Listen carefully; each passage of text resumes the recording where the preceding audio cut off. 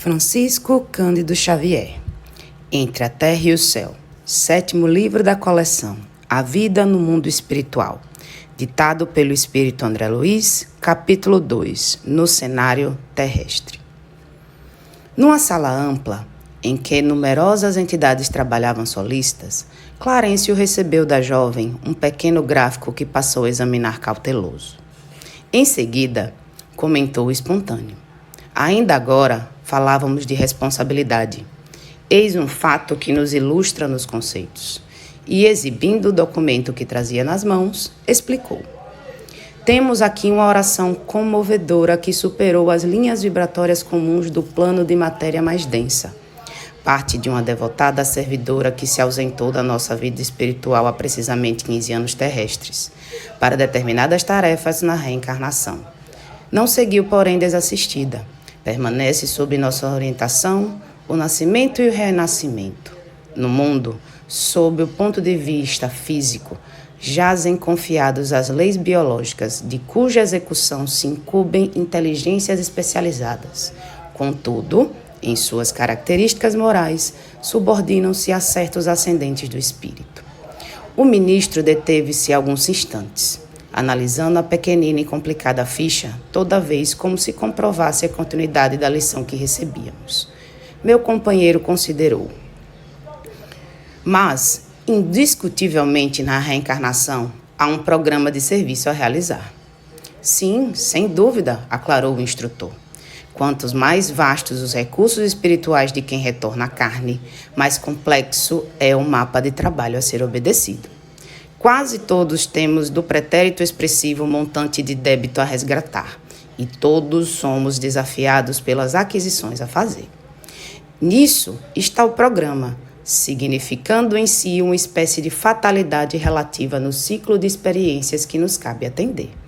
Entretanto, a conduta é sempre nossa, e dentro dela podemos gerar circunstâncias em nosso benefício ou em nosso desfavor. Reconhecemos assim que o livre-arbítrio também é relativo. É uma realidade inconteste em todas as esferas de evolução da consciência. Não podemos olvidar, contudo, que em todos os planos marchamos em verdadeira interdependência. Nas linhas da experiência física, até certo ponto, os filhos precisam dos pais, os doentes necessitam dos médicos, os moços não prescindem do aviso dos mais velhos. Aqui, a habilitação depende dos educadores. O amparo eficiente exige quem saiba distribuí-lo e a transferência do domicílio para a casa enobrecedor. Quando se trata de espíritos sem méritos absolutos, reclama o endosso das autoridades competentes. Mas que vem a ser uma oração refratada, indagou meu colega, mordido de curiosidade. Hilário fora igualmente médico no mundo e, tanto quanto eu, permanecia em tarefas ligadas à responsabilidade de Clarencio, adquirindo conhecimentos especializados.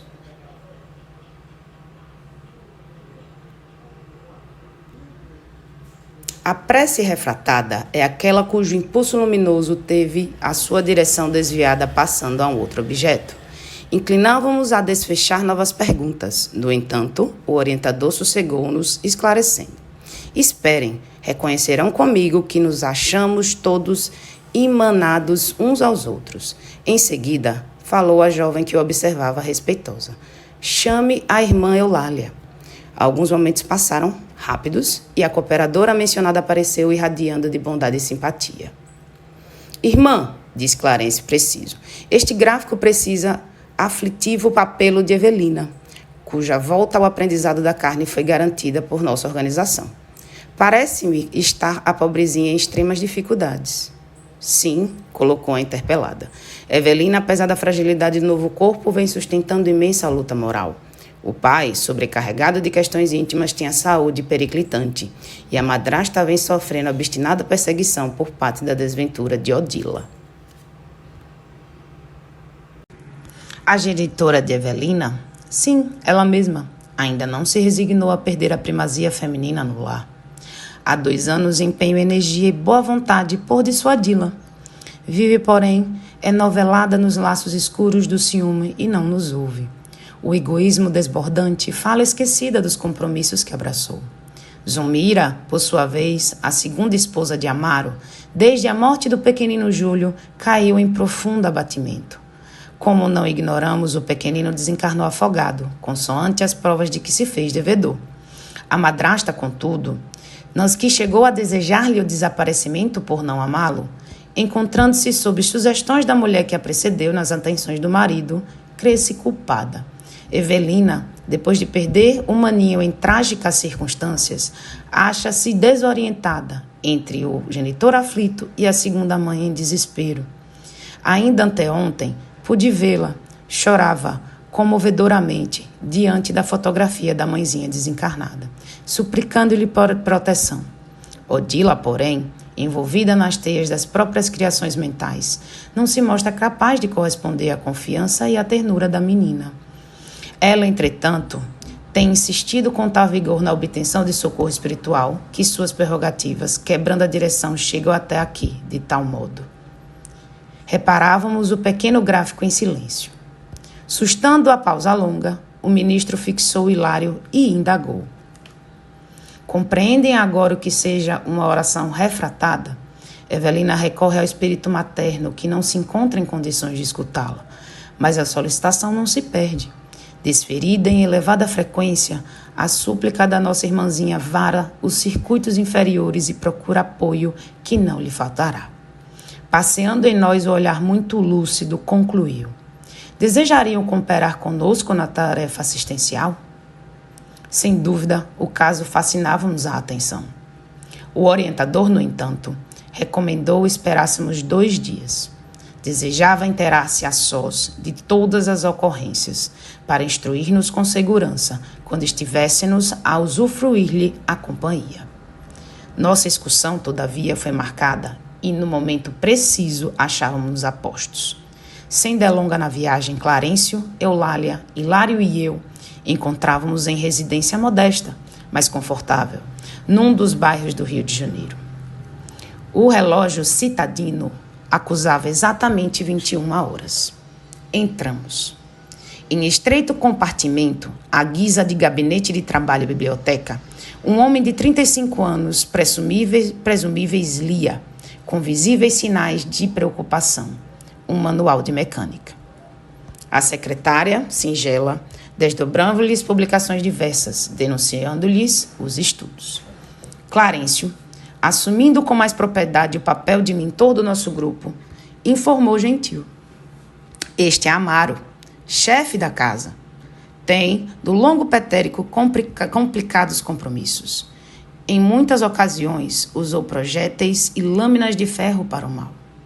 Hoje, é servidor categorizado numa ferrovia. Em seguida, passamos a gracioso quarto próximo. Encantadora adolescente de 14 anos, bordava iniciais num lenço de linho.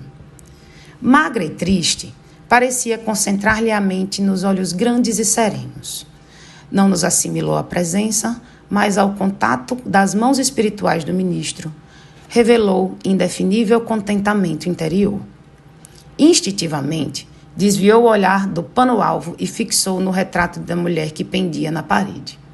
Sorriu, enlevada, qual se conversasse com a imagem, enquanto Clarencio nos dizia: esta é a nossa Evelina, cuja encarnação foi por nós organizada faz alguns anos. A fotografia é uma lembrança da mãezinha que já partiu.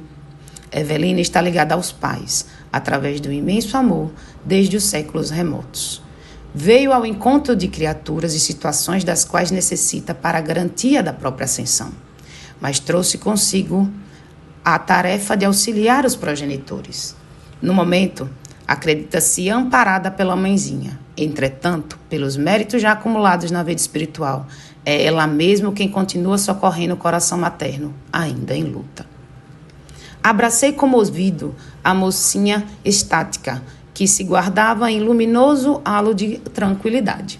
E, por alguns instantes, meditei na grandeza do amor e na sublimidade da oração.